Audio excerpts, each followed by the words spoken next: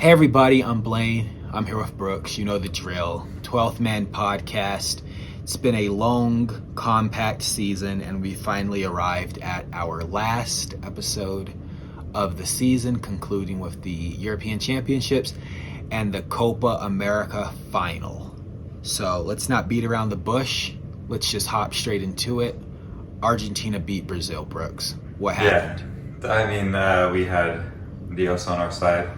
And Di Maria on our side. So, I mean, I think we talked about it a month ago. It's like, man, it's supposed to be Argentina, Colombia to host it. And Brazil was like, nah, we'll take this.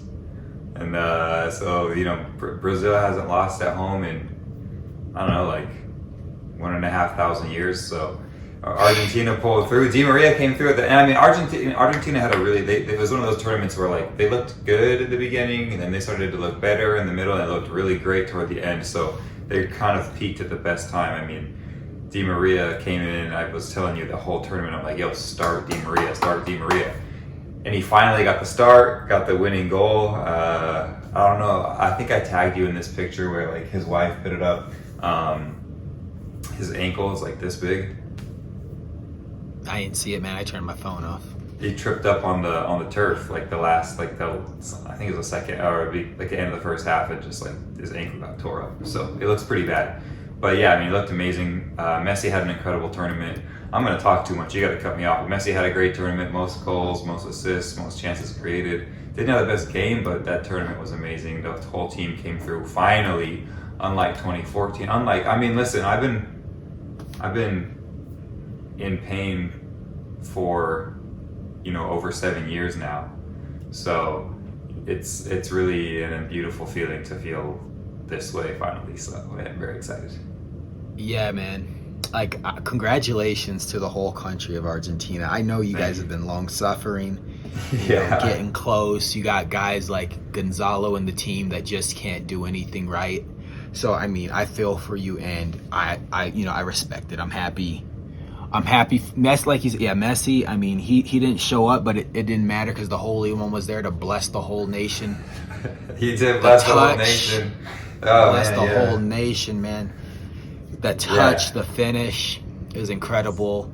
I mean, I'm like, to be honest, like you, I know you only care about Messi probably, but like I got, there's guys on the team that I like, maybe not as much as I'd admit, but I love Di Maria. I have a couple Di Maria jerseys. I mean, obviously Lautaro Martinez is my guy too, but Di Maria is my favorite probably player. I mean, because he always pulls through with the national team. I mean, comparatively speaking to like an Agüero or an Higuain.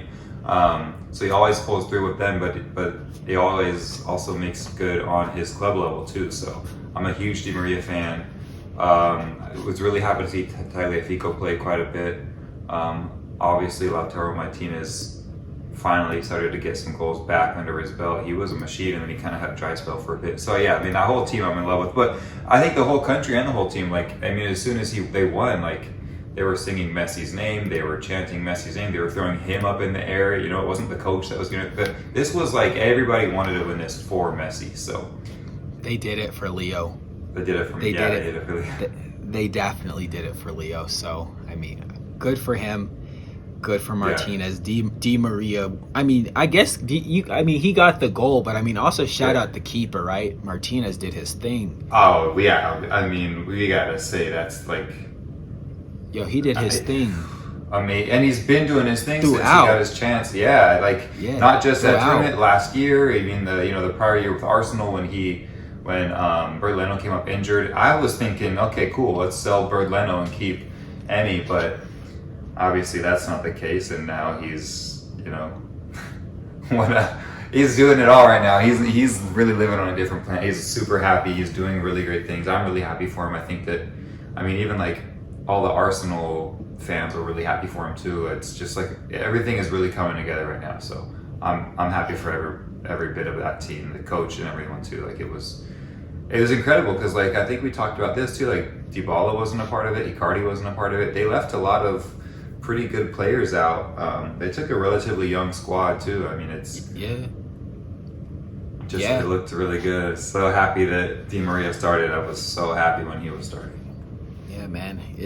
Di Maria, man. And he had that play where they went over the top and like out wide to Di Maria. Like they spammed that ball a few other times, and he almost got a couple of goals off of that play. So yeah, I mean, you're absolutely right that you called that out. Like that's not something that's really Argentina's game. If you think about it, they couldn't do that. I mean, they really don't. I mean, it usually all goes through Messi. And so it was really good to see that this team knew how to score and play without literally going through Messi every single chance they had. So, that was beautiful. It was beautiful, and I mean, I'm not hating, but I mean, it was a close game still. Like Brazil, it wasn't like Brazil got outplayed. Like Lodi made one mistake, Di Maria capitalized. Absolutely. There were a few other mistakes that the Argentine team couldn't capitalize off of, and the Brazilian team couldn't capitalize off of. I mean, Brazil should have scored too, the same way Messi should have scored, but the cards didn't fall for him. So it's like it came down to literally one mistake and one crazy chip or lift or chip. Finesse, whatever. All the credit to the Argentine team, and I'm glad.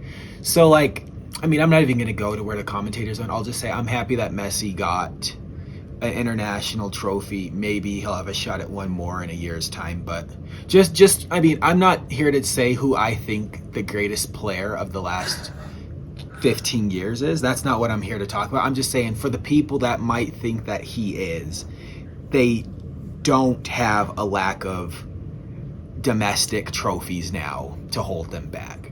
Like the argument would be, but he's never won anything with Argentina. Well, now he's won something with Argentina, so it's like now we can have a civilized discussion and look at all of the whatever data points or facts you want to look at. Like you can't say he hasn't won.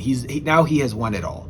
Yeah. Or objectively, he's won everything that his counterpart has won. So there's no asterisks next to his name. Yeah. I mean, the only asterisk next to his name is Gonzalo, man.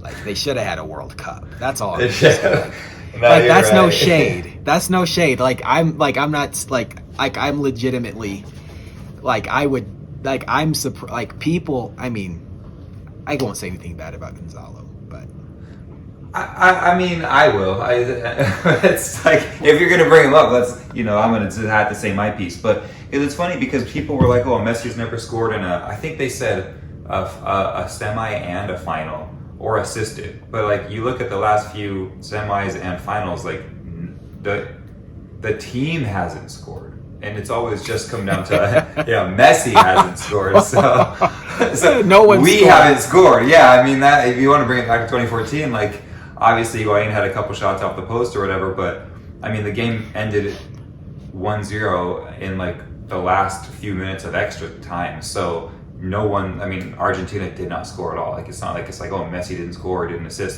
Messi had a perfect number of balls to Higuain if you want to just talk about 7 years ago. So I think obviously it's a pretty harsh criticism, but I understand why people I guess I understand why they want to say he has to win a trophy with his country before we want to consider him one of the greatest of all time. So I mean, you're right. He has now. Very happy. I'm a very happy person. Emmy, though, back to Emmy. He had some amazing saves down to the last 20 minutes of that game. I was on. We were watching it on our bed because that's where we'd watched all of them up until this time. I didn't want to mess with the the luck was on our side, and I literally was in tears the last maybe 6-8 minutes. But he really came through. Emmy was it was incredible. You got it right. I even remember telling Grace, I'm they're knocking so hard on the door. I feel like they're gonna score. Then it was about 2 or 3 minutes left, and I was okay. Maybe we actually have this. I was also cursing out Messi when he tripped over the ball when all he had to do was one touch, our shootout. It was so frustrating to see that. It's actually 2 times. Yeah, in the 6-yard box. Yeah, it was bad. It was really bad. But I mean, again, and I think I told you this. Grace was he's just not playing well. He's not playing well. I'm if they lose, I will understand that people are like, okay, this is Messi's fault, but you can't say that he didn't have any part in this win because he did have the greatest tournament out of all the players there. But yeah. Well, yeah, and then to piggyback on that, I mean, to be influential. I mean, there's 11 players on the team, in most cases 23 men in a squad. Yeah. Not everyone plays, but everyone plays a part in the victory, and everyone plays a part in the loss if it comes down to that. Like, you can't say, like, okay, like, Messi didn't have an assist or he didn't score. Like, he still, like, just him being on the field is a distraction. Oh, yeah. You're absolutely right. If he didn't even play in the final game, there's 6 other games before you make it to a final that he most likely would have contributed. I mean, by way of the awards that he got from the tournament. Like, it's 7 games. You have to win all of them. Like, not to turn this to Chelsea, but they won the Champions League, and not everyone played in the final, but like players like Olivier Giroud, Ziyech, like other players that didn't play in the final, definitely like one game single-handedly in the process to getting there so the others could come in. Like, people come in and out of form, and that's why squads have to be deep. And I mean, so I don't buy like for someone to say like someone didn't contribute, like, for, let's just say 90 minutes in a competition that is 7 90-minute games. I don't know, 7 times 9. Like, I can't do math right now. But also Papu Gomez. Yeah. Papu Gomez had a couple goals as like a 33-year-old, his first international tournament ever. Yeah. I'm just really, we really did get a lot of support from everyone. You said it, like, it was really, everybody was a part of this, and it was a really, really, really well played tournament. And essentially, I mean, I feel like looking back on it, there were a couple of, I wouldn't have started Gonzalez nearly every game. I was like, as you very well know, but I think that, Scaloni, he managed it really well. I think that for one of his first major tournaments, he did a really great job. He was at the World Cup, but I think I just think he did a really great job managing this team, and the entire team as a whole. Amen. So we're a very happy country, very happy family. My mom was calling, my uncles were cousins, my sisters, like, it's the whole family. It's a family affair. It's a family affair, man. It's something that I'm so happy about. Yeah, man.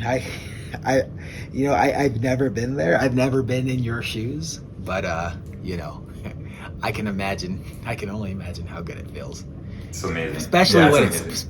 Especially when it's like, and again, I'm not throwing shade, but you're not used to it. You know what I mean? Like, you're not used. I mean, since the days of Maradona, we're not used to it. That's what I'm saying. Like, you've never witnessed it. You're like this, like, some people have, but like the let's just say millennials and younger watching this. Yeah, we've never seen this, but it seems like it's something that should have been promised since like 2006 going forward. So I mean, it's like, people live in the past, but like forget that. Like, I don't care about what happened in the 60s. I don't care about what happened, before. Basically, I don't care about anything that even happened when I was a kid. If it didn't happen after, like, if it happened after 2002, I'm cool. But like, even like those Euros or World Cup, like the 98 World Cup, like, I remember it, dude. I had like FIFA 98 Road to the World Cup, and we used to play that game until like our Nintendo 64 joysticks broke. They also had like an indoor mode. It was dope. But I remember that, and I remember France winning. I was like, that's lit.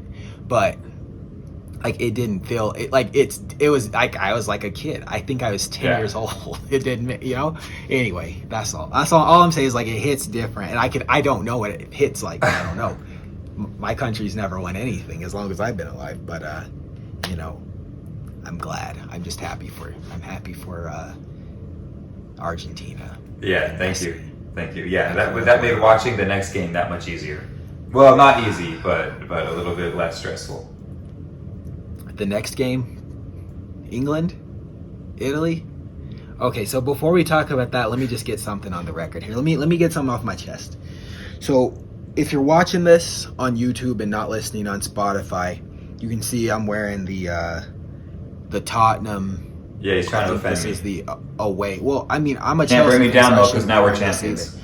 No, I'm not doing this. So, and I'm not going to put you on the spot. I'm just going to tell people what happened. So, Chelsea's my team. Brooke supports Arsenal, right? Okay. My dad supports Arsenal.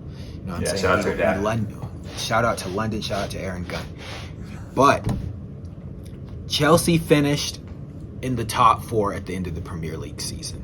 Okay. I didn't wear a Chelsea jersey. I'm superstitious. I believe that I am a cursed man. If I wear the jersey of the team that I support, they will not win. Champions League final, I was wearing a Kevin De Bruyne jersey. There's evidence. I think we put it on the podcast. We did right? put it on the podcast. We put it on the podcast. Argentina versus Brazil in the Copa final. Is that what you wore? This is what I wore. Actually, I'm lying to you. This isn't what I wore. I actually wore a blue away jersey from like the World Cup. So it was a cursed jersey. But the point is, Again, well, to the Spotify listeners, that's a Brazil jersey. This is a Neymar Brazil jersey from the World Cup. All right, 2018 home. I'm never going to wear this jersey again, and I had no business wearing it on Saturday. I'm gonna burn. I might burn it or put it in the Hall of Shame. Okay, we're gonna move on. So everyone already knows what happened in the England game, right? So here's.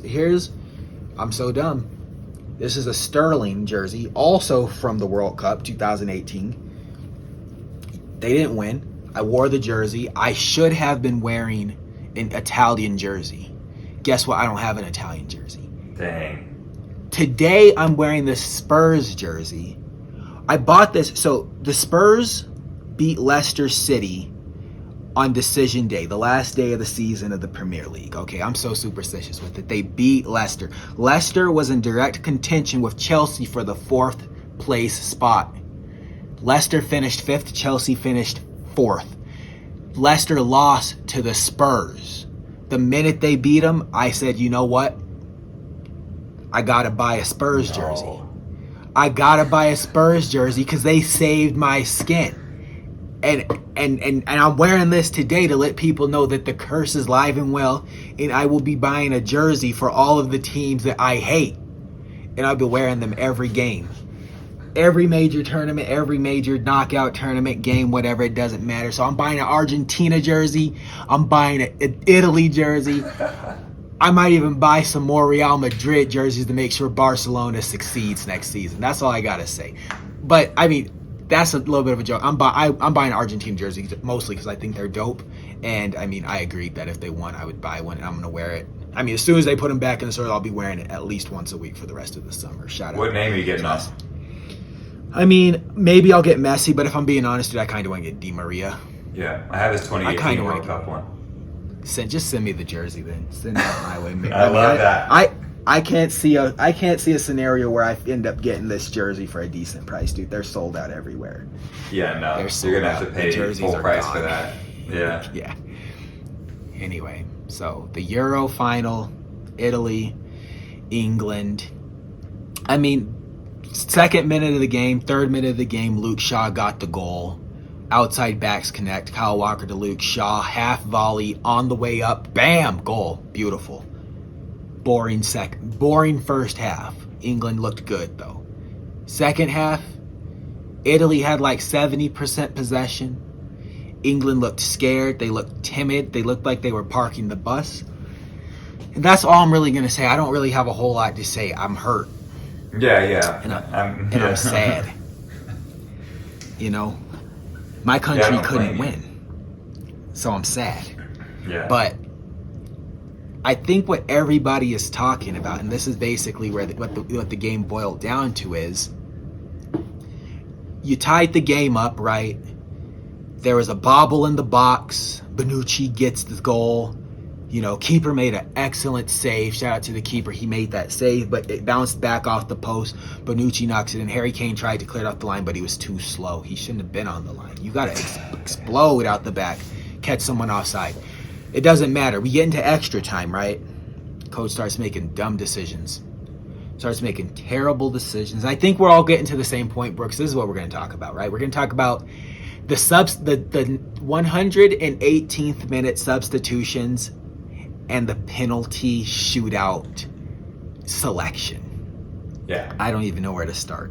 So I mean, go. No, go ahead. I was just gonna say that I know that we are we gonna circle back to Italy at all, or is this like gonna be the rest of it? Because I do need to. I mean, we haven't really shown Italy much love this whole time, and they've been really amazing. So should we just keep going with the narrative that has been drawn right now, or are we gonna circle back to it later?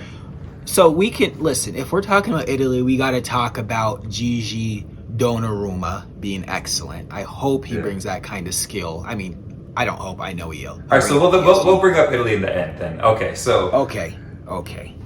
So I mean, just to kind of capitalize on what you said, like that. I think that most England fans agree that they scored way too soon, and the way that they play kind of came back to haunt them because they scored in the second minute. They pulled a Jose Mourinho. They just wanted to sit back, park the bus. Before that, though, there was what? They played a back five? They had like...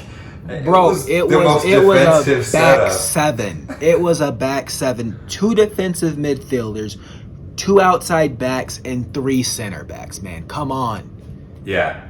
Back seven. Yeah. They didn't look like they wanted to score. And then, they weren't set up for success, it seems. I mean, I know that this Italy team has been extremely attacking compared to like the Italy that we usually know that's extremely defensive. Although this Italy team has been amazing defensively. But yeah, that goal just came almost too quickly because that England wasn't going to try and keep pushing, especially with that lineup after that first goal went in. Well, I guess, and yeah, I mean, to talk more about Italy, I mean, Chiesa. I don't know if you watch Serie A, he was bailing Juventus out left and right when people couldn't get it done. But I mean, what a monster, what a monstrosity. Well, that's an insult, but what a monster of a player. Like every time he got the ball, it was like a beeline to the goal, and the whole England team looked terrified. Yeah. He was just like straight shot. Like, I don't care who's in front of me, Kyle Walker, Luke Shaw, Harry Maguire. I'm taking you on every single time, and I'm getting through at least 2 defenders. Like, I'm penetrating the box every single time. Like, probably wouldn't have went to extra time if he didn't get injured. Or it probably wouldn't have went to penalties if he didn't get injured. Yeah. Boy Insigne. I mean, this is how Italy is so good. They took out Crio Immobile and replaced him with was it Bernardeschi or maybe it was that other guy that I honestly have no clue who he is. Barella, I think. Yeah. Oh, well, then they also took out Nico Barella. Like Italy. Oh, I don't know what to say, man. Italy. I mean, since day one, and we haven't given them a lot of love. And we haven't. Although I did text you after that we shot that first one, and I was like, oh, I forgot to tell you, Italy's got a really good chance at this, especially with the first 2 games at home. Yeah, I mean, bro, you said it, and then like a couple of my homeboys are like staunch Italy fans, and I've conceded, like Italy, it looks good, and I mean, they almost had an equal advantage to England, whereas like a majority of their games were played on home soil in their capital. I hear you, but none of the semi or finals were played in their capital, so that's just. No, I'm just saying, like you get that momentum. You get, and especially their first tournament back, they missed the World Cup. Like, they really helped their mental psyche. I feel like, and it also, it got them momentum. It got them a little bit of belief. Yeah, like coming out of a group stage where, like, I think maybe possibly you didn't concede any goals and you had the highest goal tally in the tournament. I mean, I'm not saying they had an advantage over England because of that. I'm just saying, if there were 2 teams that had an advantage in this tournament, they both played in the final, and the team that had the bigger advantage played at Wembley. Or it was England because they played at Wembley, but I'm just saying, like, Italy, like they had the stat boost and they capitalized on it. They did. They kept that energy for the rest of the tournament, and like no one could touch them. Like the best teams in the tournament couldn't touch them.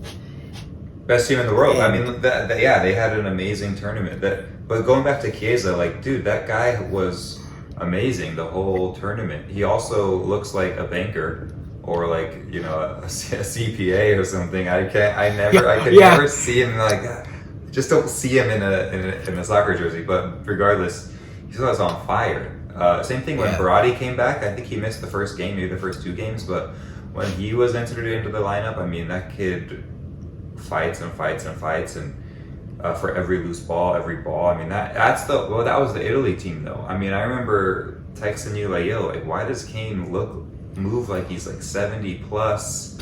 Like it just, I don't know. I mean, it's just a very big contrast when you compare the two. Also, I don't know, the goal came from the most unlikely of sources. I mean, great for Luke Shaw. I really hope that Mourinho keeps his mouth shut when he, you know, isn't another press conference about Luke Shaw. Like, come on, like, let that rest at this point, dude. But Luke Shaw came through with that goal. I mean, it was a really amazing goal. It came from that right-hand side that I was initially upset about. I'm like, yeah, why is Bukayo Saka not starting on that side? But the goal came from that build-up. It was not a great England display, to be honest. And I'm not trying to hate on England. And like, it just wasn't. It just wasn't. You're good. But the other thing too, like, yeah, they had a semifinal and a final at home, but my thing was like, I'm not really that concerned about that because anybody can lose at home, as obviously we just saw England and Brazil. But it was just like, I feel like Italy had a little bit of a tougher round getting there, and you know, the toughest team England played, I feel like, was Italy in the final. So I don't know. I mean, they definitely didn't play a team like Italy until the last game. Yeah, I mean, I don't think you would find anyone that could argue that. Italy had the harder route. England, in contrast, had what should have been a cakewalk. Like, the fact that they struggled even a little bit, like, they shouldn't have struggled at all. Like, and I'm not trying to be disrespectful to any of the other countries in the tournament. I'm just saying, they had a cakewalk. It should have, like, they should have slid in, like, they should have played their reserves and been fine. But here we are. They didn't score enough. I mean, for that much of an attacking. I think they had one game where they scored 4, and then they scored 3 in another, and the rest of the games were 1-0 wins, if I'm not mistaken. And again, like, you look at all the starting lineups, it's kind of makes sense why they didn't score a ton. I mean, Kane and Sterling were kind of the only 2 people that they were trying to rely on to score. When you have Rashford on the bench, you have Sancho on the bench, Jack Grealish on the bench, not coming in to create. The second, it was like Di Maria. You put Grealish in, and everything changes. The tempo changes. I mean, similar again to Di Maria. Like, he's just a very high knowledge of the game, but also he gets fouled all the time. Nobody can keep up with him. He's just really good at doing that. I just cannot understand why he didn't start most of the games and didn't come in until like the 70th minute. I don't know. Yeah, ridiculous. Yeah, man. For me, I like whether or not he got the starting lineup wrong, I won't criticize. I think he did, but I'm not going to even talk about that. Okay. But second half, when Italy has 70% possession or whatever it was insane. Yeah. I don't care if he's the captain of the team. The only, in my humble opinion, the only dangerous player, I mean, Luke Shaw and Kyle Walker combined for a goal in the second or third, but the only dangerous player, and I'm not trying to be disrespectful, in my opinion, was Sterling. Raheem Sterling, he was getting in the box, he wasn't getting the fouls, he wasn't getting the gratuitous foul calls that he may have wanted, but he was the only dangerous person. I would have yanked Mason Mount and Harry Kane out of that game the same way Chiellini yanked Bukayo Saka off of the ball in extra time by the scruff of their neck. Yeah, I would have yanked him out the game. I would have said, Jack Grealish, you're going in, and Jadon Sancho, you're going in. Like, that's, like, all I can say is you won't do any worse than the 2 guys that you replaced. That's all I can say. That's all I'm saying. That's all I'm saying. I would, like, he took off the defensive midfielders brought in Jordan Henderson, and then he took Jordan Henderson off. Yeah. He took him off. Like I have no problem with Jordan Henderson replacing someone in the midfield because, I won't get into whether or not I think Jordan Henderson's a quality player, but he's won a Champions League and a Premier League in the last 3 years. Yeah. So he's doing something right. So he did, that's all I'm gonna say. The other and one two of the guys, captains for England and Liverpool, right? I mean, he's a Liverpool captain, but he also yeah. So I'm like, now I'm starting to get a little upset, and I think it's starting to show. It's like, you pull one of the captains off, and I mean, at this point, I don't even know how. I can't even remember who replaced him. To be honest, I don't know, and I don't care. But it was Sancho or Rashford. I think it was Sancho. Oh, what did he take him off right at the end then, so he wouldn't take a PK? Yeah. So okay, all right, man. So I'm like, for me, okay, if we've made it this far and Harry Kane's still in the game, right, leave him on. That's fine. Harry Maguire, fine, leave him on. I honestly don't know who you would take off. For me, I would be like, you know what, maybe Calvin Phillips, if he was still on, or Declan Rice, or Mason Mount, or whoever, or don't. Well, honestly, if you're gonna make the sub at least in the second half of extra time. But you're not making a sub in the 118th minute to take off. Jordan Henderson takes penalties for Liverpool when he wants to, and he does a fine job doing it. For me, I think we've confirmed by now. I think Jack Grealish established that Gareth Southgate gave the order. I think Gareth Southgate, you sent me a message at 2 a.m. Gareth Southgate admitted he picked the lineup order, so there's no confusion about that. My only question is what are you thinking? I don't I mean, whether all I know, Jack Grealish said he wants to take a penalty. He's a captain. He takes penalties for his club. Yeah. I don't know why he's not taking a penalty. I'm not saying Jadon Sancho shouldn't take a penalty, but I don't think he should have been taking the penalty. Marcus Rashford, sometimes he takes penalties for Man U. Man U isn't good at penalties in general. It looks like Harry Maguire should be the one taking penalties for Man U, the way he broke that camera out the top corner of the goal. But Raheem Sterling was on the field. I don't know. He hasn't come out and said he wanted to or he didn't want to. I find it hard to believe that he wouldn't want to take one.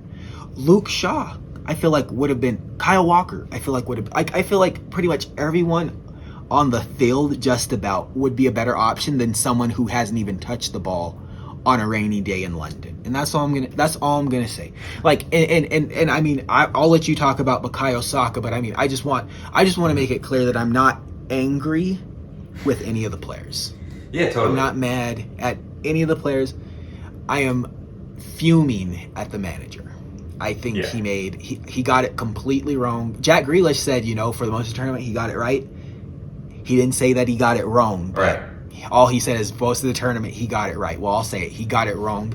And I think maybe it's hard to be a manager and this is your first final and you don't know what it's like. And I mean, but you would think from you being a victim of trauma and missing out in these similar situations, you would be able to identify what to do to not have your team or your youngest player or one of your youngest players be in that situation. And that's all I'm going to say. But, shout out to the English team. Shout out to those young boys. Hold your head up. Maybe you'll get it in Qatar next year. Build off it. It was a learning experience. The better team won. In all honesty, the fact that it made it to penalties was a miracle because Italy should have won. If Chiesa didn't get injured, they would have won in extra time or possibly even, regulation. So, I mean, the result, I'm not bugged about. It's just the way it went down that, it's like when Brazil crashed out to Germany in the World Cup. If Germany beat them 2-1, I don't care. But when you get beat 7-1, that's all I'm going to say. Don't say anything slick either.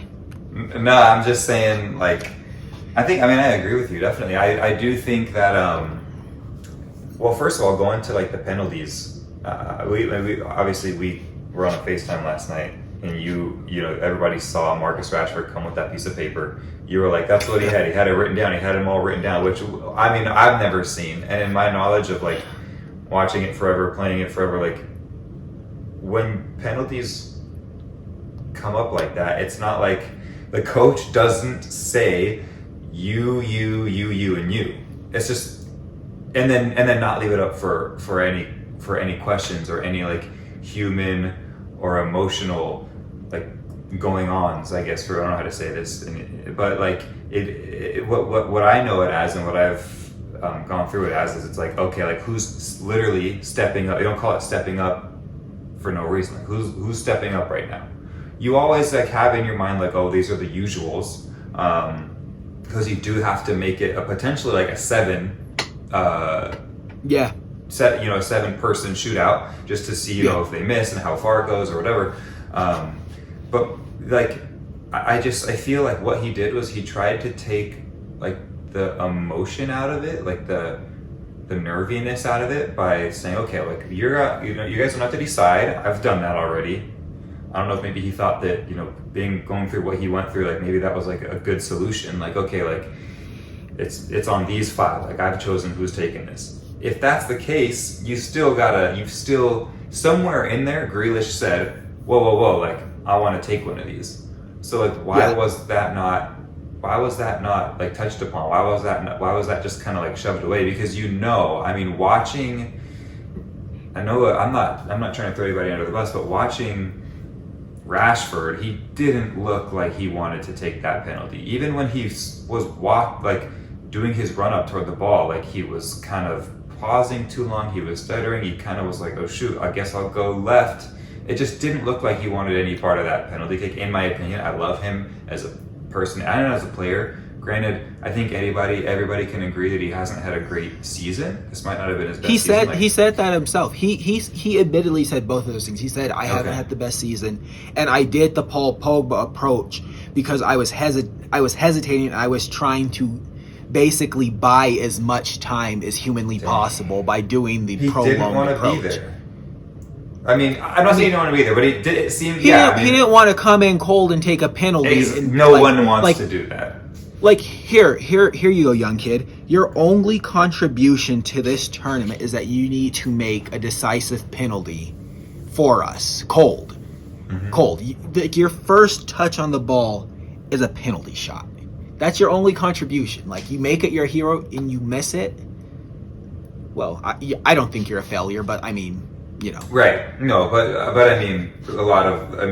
but you won't win the game.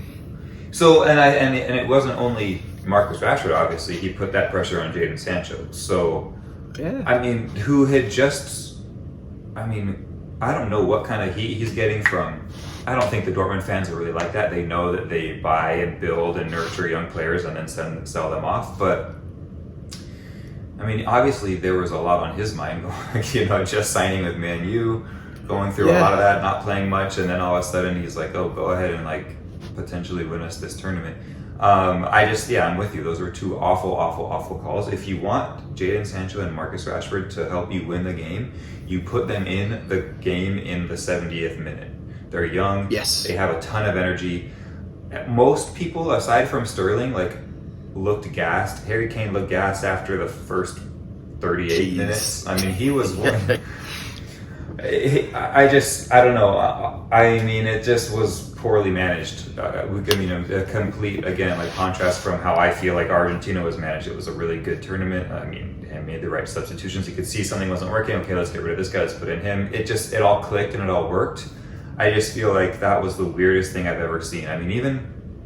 Obviously it's not really done like that, or else these ex-professionals wouldn't have come out and been like, you should have taken a penalty. It's just a weird thing. And maybe, I think I was listening to Poet today and he was like, maybe he just wanted, these kids to be the heroes. The heroes of this tournament for this country, which is, very cool. But you put it on a 19-year-old Saka to not only take a penalty, but to take the 5th penalty. What was that? And that's the thing, dude. So for me, the fact that Saka, I know that if ex-pros are coming out there saying shame on Jack and shame on Raheem for not stepping up, because they don't understand that there was a formula that was put out by the manager. Yeah. But even logically thinking, like, even if those were the 5 that said, like, yo, I'm taking this penalty, like, I can't even see Harry Kane saying, like, okay, like, I'm gonna go first and Saka's gonna go last. Yeah. Like, if those were the 5, reverse the order. Okay, Saka, set the tone for us. Go get it first, and, like, I'm the captain. I'm going to be the one to, like, seal the deal. Like, all the pressure is going to be on me if this goes south, not you. So it's like, yeah. So I'm like, there's no, no one would do that but Gareth Southgate. Right. I mean, and there just to kind of throw a little bit on there is quite a bit of pressure to be the first one. I mean, you've got to set, like you said, you've got to set the tone, and I think that Harry Kane did a good job at that. But Harry Maguire's second penalty, like, let that be the 5th one, because that was a rocket. And bro, he's taking kicks for the rest of his life. Yeah, he stepped up there mad confident. It looked like he was waiting for this. He was like, okay, this is my time. This is what I want. I really wanted to play. I wanted to play a 1-1 draw so that I could come up here, and take this pen. But the rest of them, 1 through 2, and obviously, like, we're looking at this through in hindsight, but, like, the first 2 penalty takers, were so strong and so confident, and then the last 3, just the look on their faces, the way they walked up to the ball. 2 of the 3 not even playing for more than 20 minutes. It was just, they didn't look like they should have, that they wanted much of that, which was just strong. Yeah, sad. There's a difference between, I mean, and not saying that boys can't perform, but right. like young players, man. I mean, like, just the difference between, like, a combination of not playing and being a young kid playing for Arsenal. Like, you're not in these situations often, so it's like, versus, you're not even in Champions League. You're not in any of the. You've played an FA Cup final a year and a half. I mean, basically 2 years ago at this point. You've never, ever had that kind of pressure on you, let alone the pressure of 65 plus years that England's never won a national or a tournament. Yeah. And it's at home, and you're 19, and you just broke into the first team. Yeah. And then you got all these full-grown men, all these full-grown senior superstar club captains just sitting there with their hands in their pants watching you. Like, I guess this, like this is going to look bad. Like, it's going to look bad because, like, why am I sitting here? It's going to look bad because, well, I mean, it only doesn't look bad if they score. And then, like, you're the young Saka's the hero. He's knighted the next day. And they name a road after him in North London. Like, like, everyone's kid is named Saka, in this summer. Like, you have a kid, the kid's name is Saka. But, I mean, so, like, it would have been really cool if it worked out, because that'd be super dope for those 3 young kids to, like, be like, okay, like, these are the heroes. Like, that just did it. Like, but it blew up. And, I mean, and again, like, all I'm saying is, like, I'm not mad at any of the players. It's just, I'm sad that they didn't win. I'm sad, obviously, that they got all of that abuse that they got for, basically what I'm just gonna say being put on a fool's errand, because it's like you only score that against all odds. It's like I mean, and to the idiots online, it's like you wouldn't even, like, first off, you're not even on the field. But you live in your mom's basement. You live in your mom's basement. And you would not take that. Like you would not take that kick. Like, we've all played soccer, and that there's people that, like, when the pins roll around, they're like, I don't want to take one. That's you. That's you. I don't want to take one. You're saying, sub me out and let someone else come in because I don't even want to be in the situation. But you're the first one to, not even condemn. Like, if you want to say, like, oh, like, Rashford, like, did a bad run up, fair play. But, like, to bring someone's race into it, like, it's like, what does that have to do with anything? Like, Anyway, that's the most frustrating part of the whole thing, and so just to kind of quickly wrap this up, I guess, obviously, like, my great grandparents are Italian, so I was like, I always root for Italy when I can. So I wanted them to win, maybe just a hair more for, like, the country, less so for the players, because I mean I think that us, like, most of maybe the whole world, like, follows English Premier League more than any other league out there.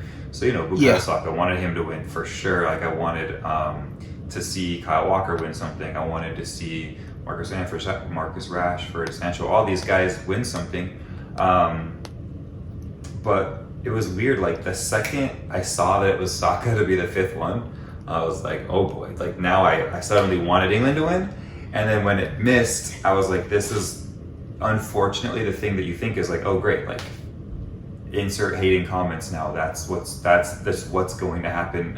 Yeah. And there's, I mean, yeah, these fools are sitting at home in their mom's basement. They can't even get, you know. Grace and I spent a couple hours last night. We woke up this morning doing the same thing, like just reporting, screenshotting, sending it to whoever they have. Like this one dude had tagged who he works for, so we was like, all right, here, your employee made these comments. There you go. I'm glad you did that. So I mean, I'm proud to admit. So first off, I call Kaylee the police. She does this on a regular basis for jazz players. Yeah. Okay. They're the same. Like for real, I like she'll send me like a screenshot, like, yo, I got this account banned. Yo, I got this account. I'm like, there you go. Like she the Twitter police. But like I did the same thing. Like I can't remember who it was, but I found one guy. Like he was saying crazy stuff on Bleacher Report comments. Found his LinkedIn and like sent the screenshots to his employer. I don't know what happened, but I was just like, come on, man. Like it's not that serious. Like at the end of the day, it's not that serious. It's not that serious. To try to tear someone down. Yeah, and I do want to say that, I mean, I don't want to, I what really was like super emotional was, I mean, all of the like loving comments that Bukayo Saka was getting, Marcus Rashford were getting, and so it felt good to know that there is seemingly, I mean, it might not feel like it, but it does seem like the majority were writing, you know, just, you know, we love you, keep your head up, hearts, it's not your fault, like don't even think about it, because that's the truth. Like with sports, you've got to have a short-term memory. You can't dwell on this stuff. It's got to be out of your mind at this point, both successes and losses. And obviously, you know, having gone through this with Argentina on a losing level, not you know, a terrible, awful, racially abused level, I do think England will get their time, and it'll be soon, and it'll be that much sweeter when they do get it. But yeah, the way that some of these people are handling and commenting and hiding behind a troll account or a fake Instagram is the most cowardly thing I've ever seen. And I hope that, you know, Instagram does something. I hope that, I mean, it's just, you got to stop saying we, you know, condemn these comments. It's like, well, what does that do? What is that doing for us? You know, like, nothing. We've got to, there's got to be more that's done for it. And I mean, everybody needs to play their part. I mean, it started, I mean, I'm with, like, you know, going to these rallies and stuff in New York, all the signs, silence is violence. Like, I mean, I'm kind of live by that now. We're trying to speak our voices as often as we can and do our part. But it's terrible that happened, and I hope that they know that they're not at fault. Yeah, man, I agree. And this is the last thing I'm gonna say, and then I'm done with it. I'm done. English, just overall, like English fans, not all English fans, but it's English important not fans to in general. You're right. Yeah. But like these are the same fans that were booing other countries' national anthems, so bad, booing players taking the knee, for me, I'm an English fan. Like, born in England, I'm an English fan. Like, you're an Englishman. I'm an Englishman. I root for the Three Lions all the time, no matter what. But at the same time, I'm like, you guys, we don't deserve to win because you guys you're such trash. Like, you're so trash. Like, you don't deserve to win. It's like, and that's all I'm gonna say. It's like, I want England to win, but if they don't win, I'm like, you guys don't deserve to win. Like, because it's like, oh, like, you're happy now, and like the minute something goes wrong, it's like, okay, like, we are going to turn into the most evil, vile, despicable fan base you've ever seen, and like make these players never want to put the shirt on again. And then it's like that. It's like these young, like, you do this. It's like this is all I can tell you right now. It's like if Bukayo Saka's like, you know what, I don't want to play anymore, and Rashford's like, I don't want to play anymore, and Sancho doesn't want to play anymore. I know two things for certain. Phil Foden's not playing either. I can tell you that for a fact.